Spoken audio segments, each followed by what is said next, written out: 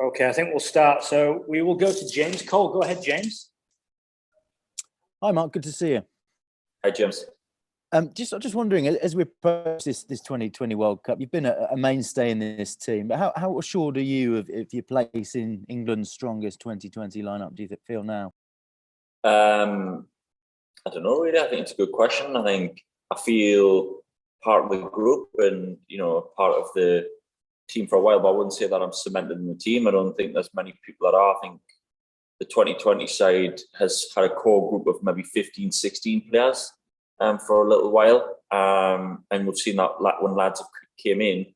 Throughout the summer was another great example of the one-day team that we've got incredible depth. So I wouldn't say that I feel 100% like established as in like a main player or anything, but it's nice that I've done well lately, and I hope I can continue. I mean, I had a bad tour of South Africa, which wasn't that long ago, so I've got to make sure that I keep up my performance.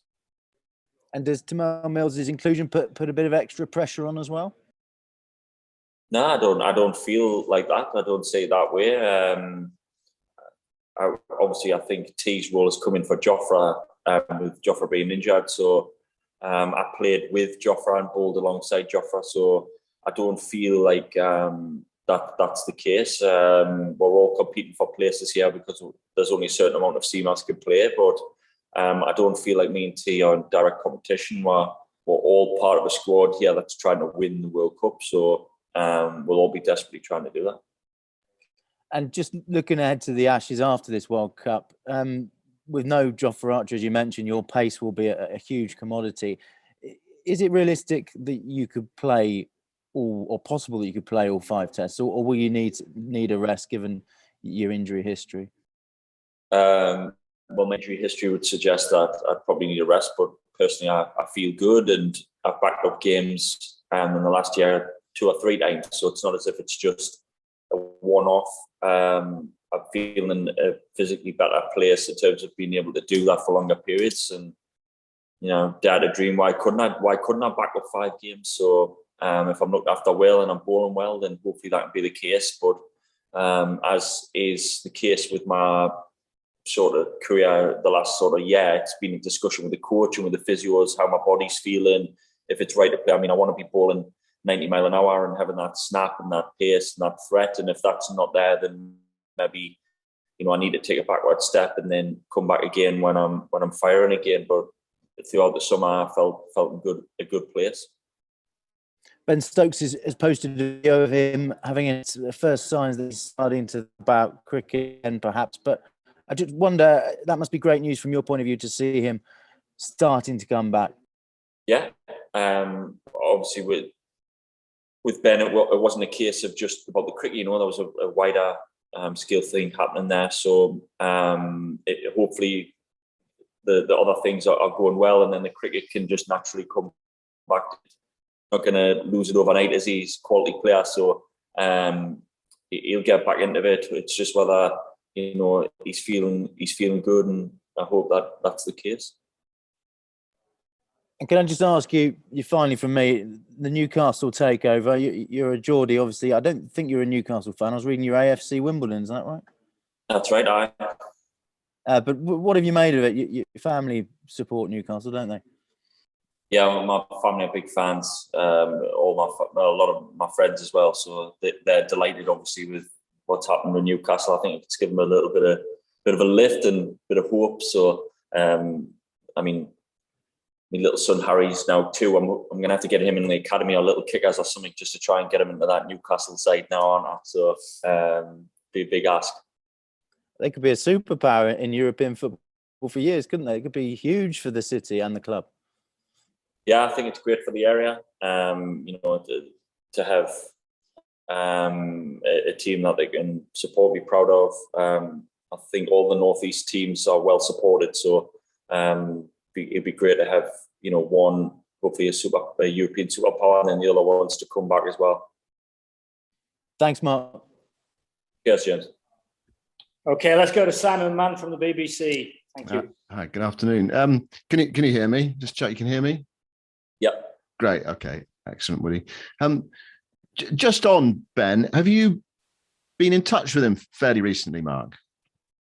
No, I haven't. I've sort of left him to it. I tried to cut at him a couple of times, but obviously he's been keeping his head down. So no, I haven't spoken to him lately, but it's great signs that he's hitting balls again.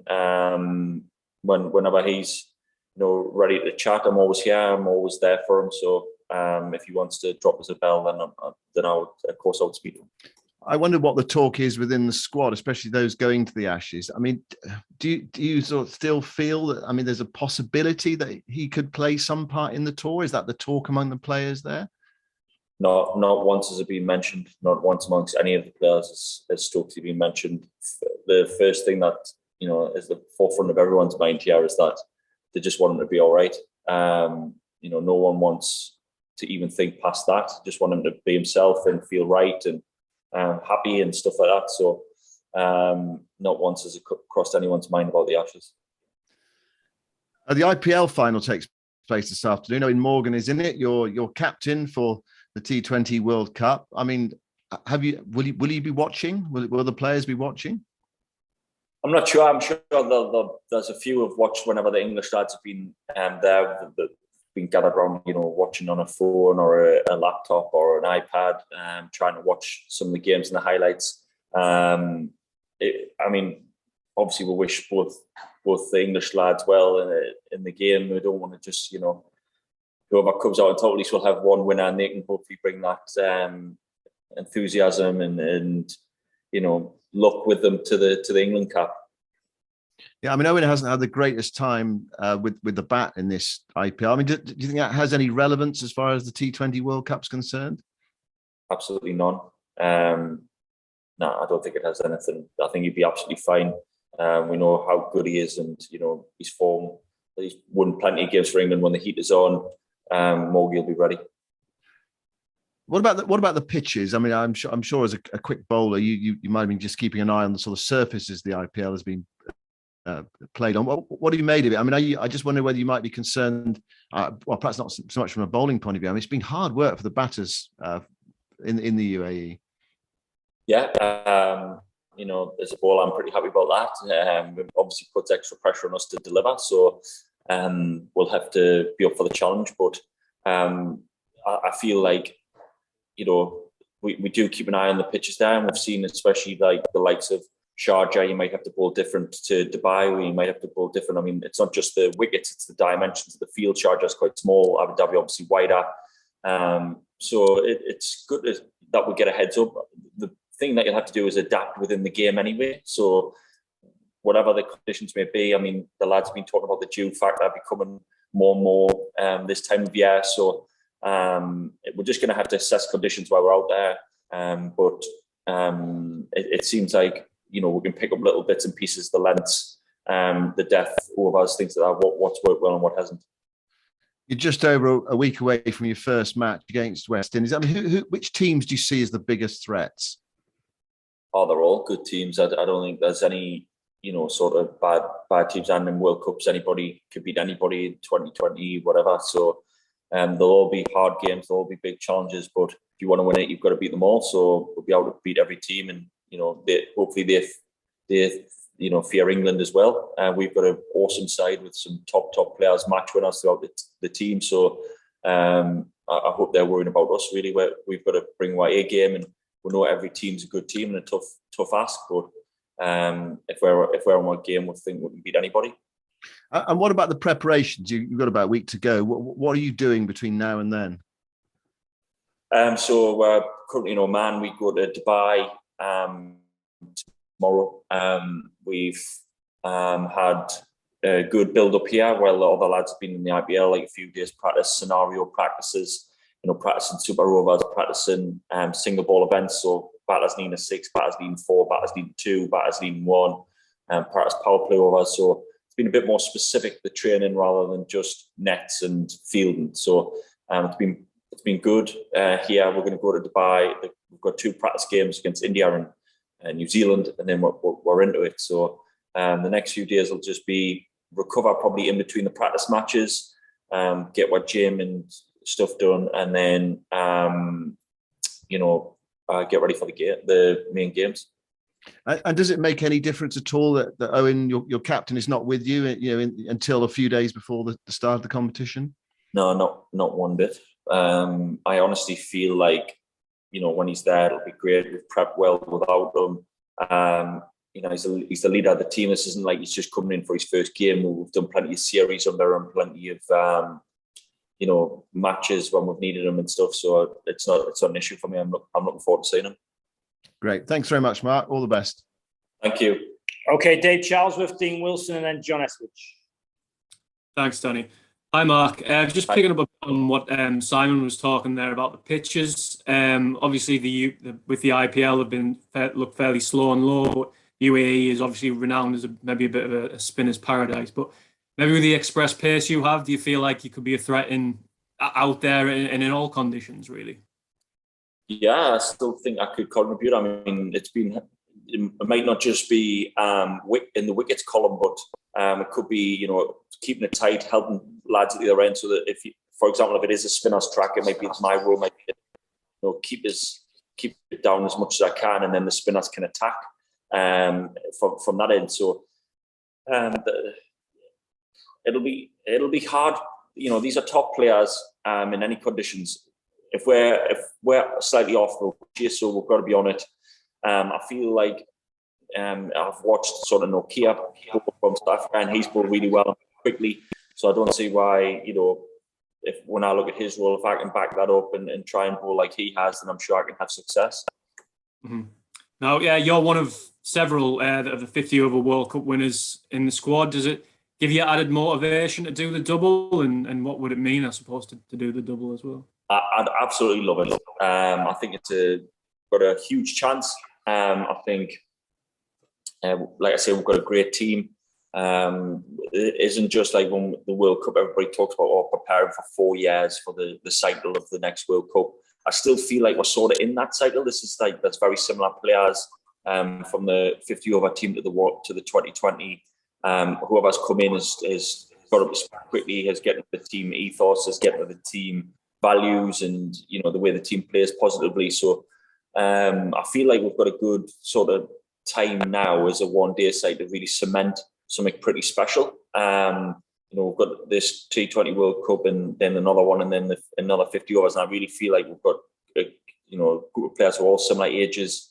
We're all playing good cricket. We're still backing it up now. So hopefully in these world competitions we can take home another trophy, which would be unbelievable for the country. The 50 over competition had a brilliant effect, and we saw the videos and how much people are loving cricket and getting involved then. So wouldn't it be great to continue that with 2020 success?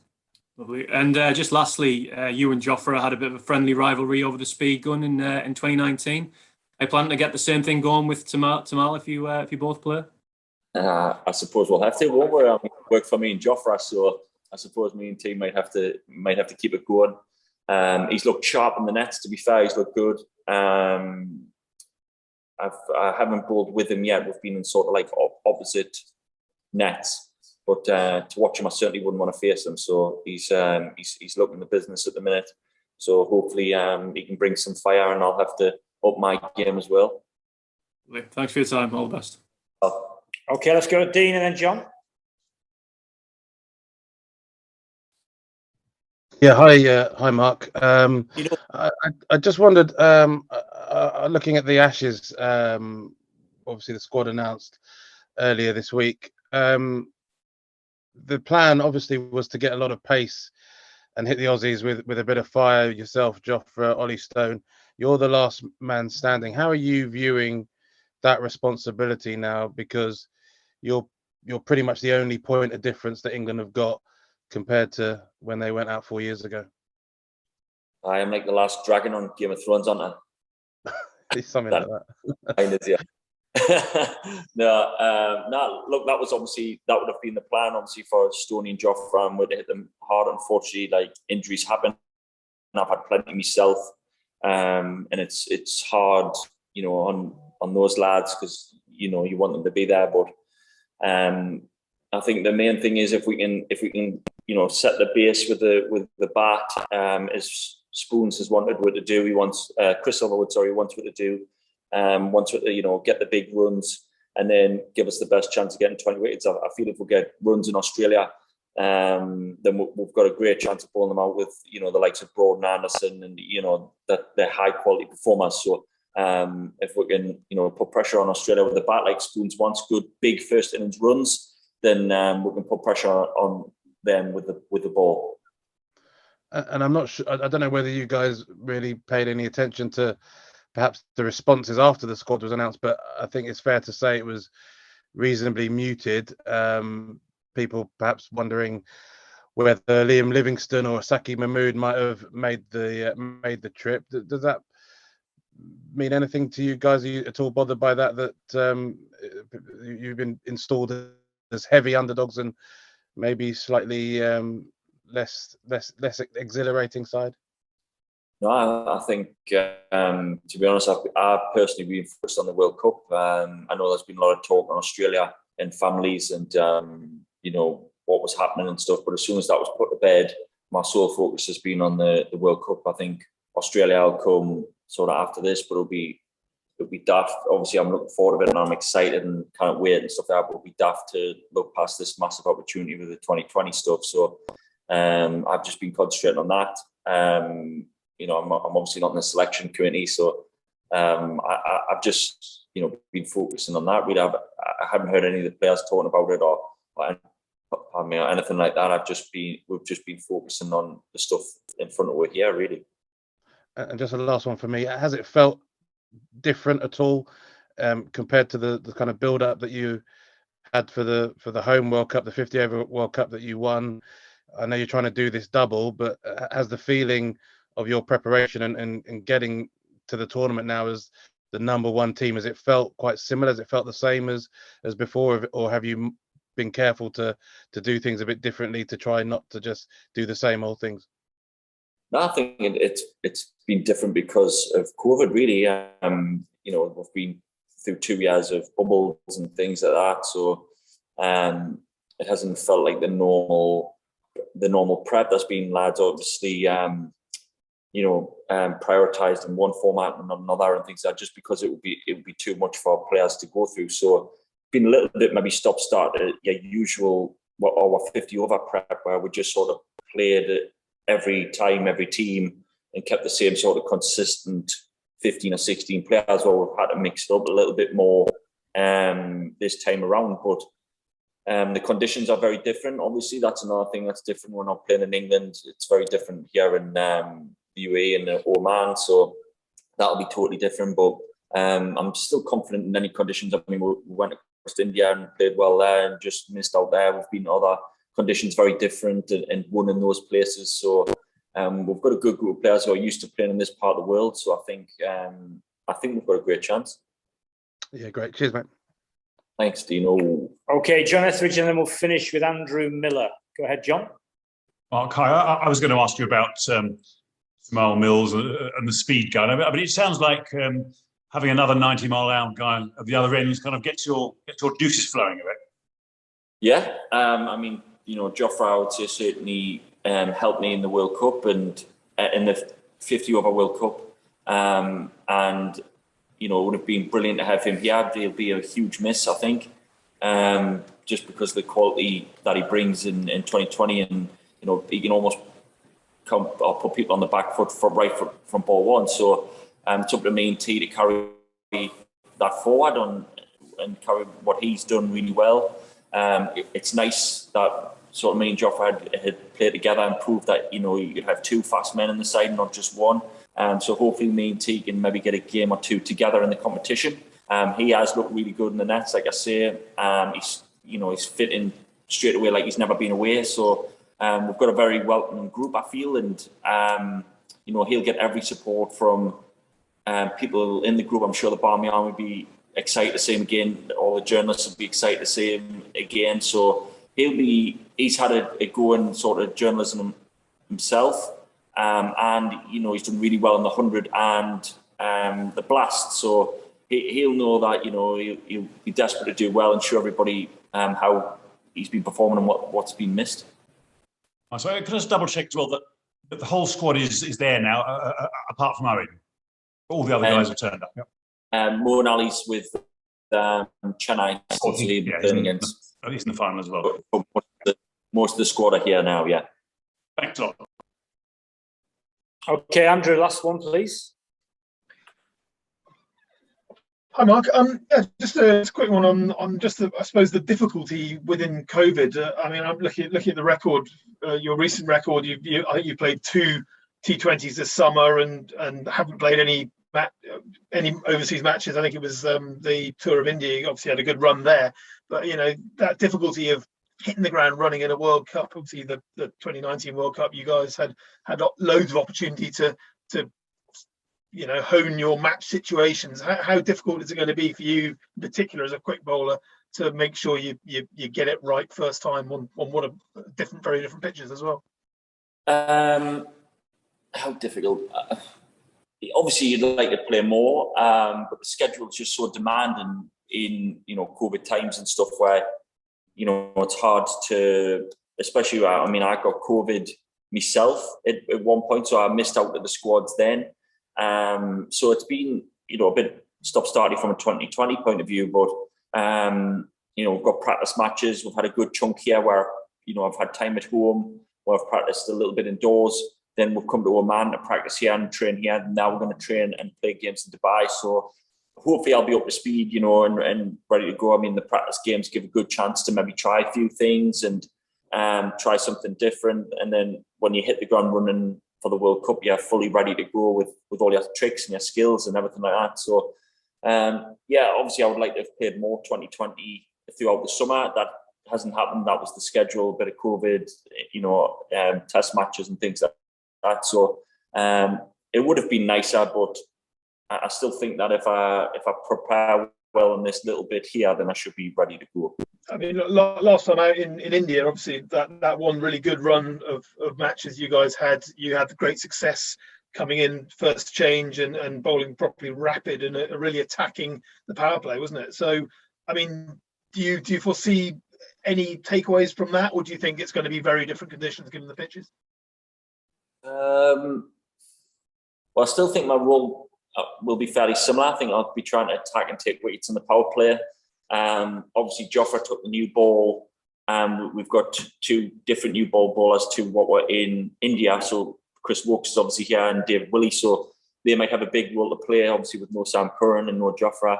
I don't know if Tamal Mills will take the new ball. I don't know. Until we see Mogi, obviously, we'll not know. But I think we've got options there. So I still think my role will be to attack in the new ball and try and get wickets up front and maybe hopefully in the middle. So although the pitches may be different and, we're probably going to be dictated by that and have to adapt and assess conditions, I still think that if I do play, that's how I'll be used and that's how I'll be trying to go about it, and trying to take wickets. I was in India, I did that well, but also that was a game where, it didn't go well, which I got smacked in. So that's what can happen. I think if you get too far ahead of yourself, then you can, it can either knock your confidence or knock your. So I think trying to stay as level as we can throughout the competition. We'll all have good days and bad days. So it's just trying to make sure that we're in this bit prepared, and then there's no sort of stone unturned when it comes to the main stuff.